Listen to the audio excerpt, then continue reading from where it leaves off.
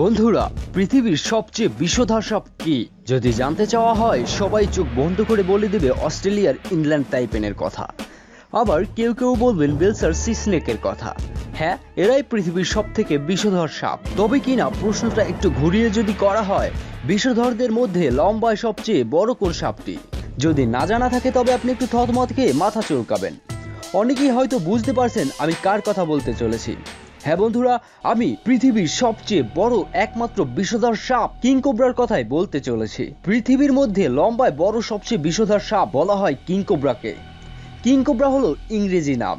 এর বাংলা নামগুলো যথাক্রমে শঙ্খচূড়, পদ্মগোখরা, রাজগোখরা। বৈজ্ঞানিক নাম অফিওফ্যাগাস হান্না। একটা কিং কোবরা দৈর্ঘ্যের সর্বোচ্চ 5.6 মিটার অর্থাৎ 18.5 ফুট পর্যন্ত হতে পারে।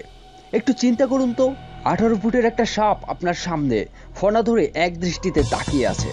কেমন ভয়ানক ব্যাপারটা হবে, ভাবতেই গায়ে কাটা দিচ্ছে। ইংরেজি নামে কোবরা শব্দটি থাকলেও এটি কোবরা বা গোখরা নয়, এটি সম্পূর্ণ আলাদা গণের একটি সাপ, অর্থ সাপ খাদক।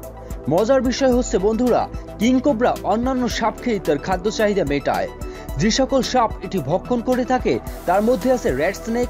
রেড স্নেকদের মধ্যে দারাস সাপ অন্যতম এবং ছোট আকৃতির অজগর। এছাড়াও অন্যান্য বিষধর সাপও এটি ভক্ষণ করে, যেমন ক্রেট, গোখরা এবং নিজ প্রজাতিভুক্ত অন্যান্য ছোট সাপ। কিং কোবরা মারাত্মক বিষধর সাপ। এর বিষ মূলত নিউরোটক্সিক, অর্থাৎ এটির বিষ আক্রান্ত প্রাণীর স্নায়ুতন্ত্রে আক্রমণ করে। শঙ্খচূড়ের একটি সাধারণ দংশনী যে কোনো মানুষকে মেরে ফেলার জন্য যথেষ্ট।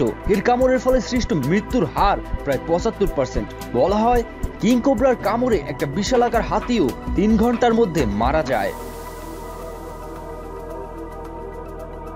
ডিম পাড়ার আগে স্ত্রী শঙ্খচূড় তার শরীর পাকিয়ে কুণ্ডলী তৈরি করে এবং তা মৃত পাতা ব্যবহার করে উঁচু ডিপির মতো তৈরি করে। পরবর্তীকালে সেখানে 20 থেকে 40টির মতো ডিম পাড়ে। কুণ্ডলী পাকানো দেহটি ইনকিউবেটরের মতো কাজ করে। বাচ্চা ফোটাবার আগ পর্যন্ত শঙ্খচূড় তার ঢিপিটিকে বিরামহীনভাবে পাহারা দিতে থাকে এবং কোনো প্রাণী যেন কাছে আসতে না পারে সেদিকে লক্ষ্য রাখে। ঢিপির মধ্যে প্রায় 28 ডিগ্রি সেলসিয়াস তাপমাত্রায় ডিমগুলোকে তা দেওয়া হয়।